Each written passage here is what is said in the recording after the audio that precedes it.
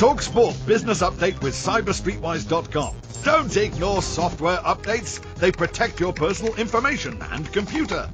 Now 8:40, Matt Scott joins us. Matt, morning. Good morning, Alan. How are you? Very good, Matt.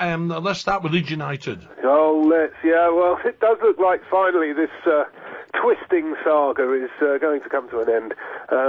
Massimo Cellino has spoken to the Financial Times. He's the would-be owner of Leeds United, and having agreed a £25 million deal for 75% of the club.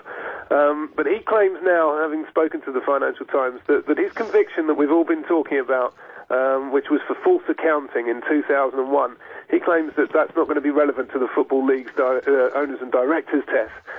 He's been saying it's not going to be a problem. I haven't owned a club for 22 years. I have lots of experience. He claims that the Italian rules for owning a club out there are very stringent, and the English rules won't be a problem at all.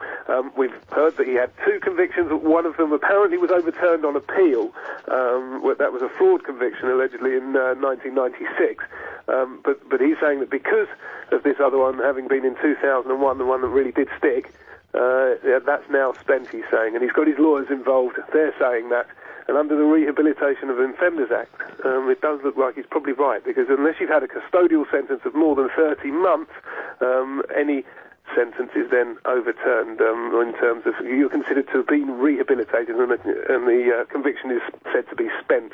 And I don't think that he'll have spent more than 2.5 years in prison for a false accounting charge, although I don't know how long that was for. So it does look like it's only a matter of time before Cellino becomes the latest of Leeds' many owners. Yeah, Matt, what else we got, mate? Well, there's a match-fixing trial there out in Belgium at the moment. The coach of Burkina Faso, which is he's a serving coach out there, he's one of 31 defendants in a match-fixing trial. They claims that they worked to a Chinese ringleader who paid up to 1.6 million euros to fix 18 games out there. And this is obviously interesting because we've had in this country the National Crime Agency arresting Football League footballers and agents. So this does give some pointers as to perhaps how that might turn out. This coach has claimed that I was just the coach. He said I had to listen to people above me and the players.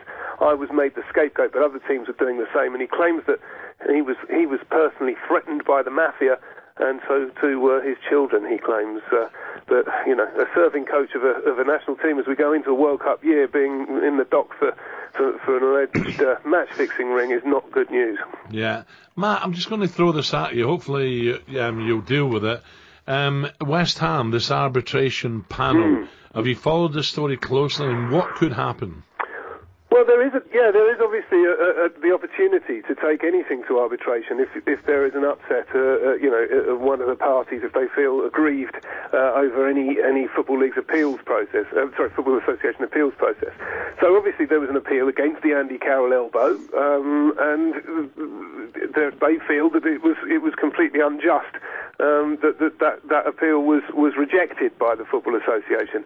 There are grounds to take that now to the tribunal, in the same way as Sheffield United took the Premier League's rules to arbitration, and they got against West Ham a £25 million compensation award. So clearly West Ham have their own experience of this process, having fallen on the wrong side of it when the judge came out and said this is how the league would have finished had Carlos Tevez and Mascherano not played for West Ham, and that obviously left a lot of raised eyebrows for a lot of people and a big hit on West Ham financially.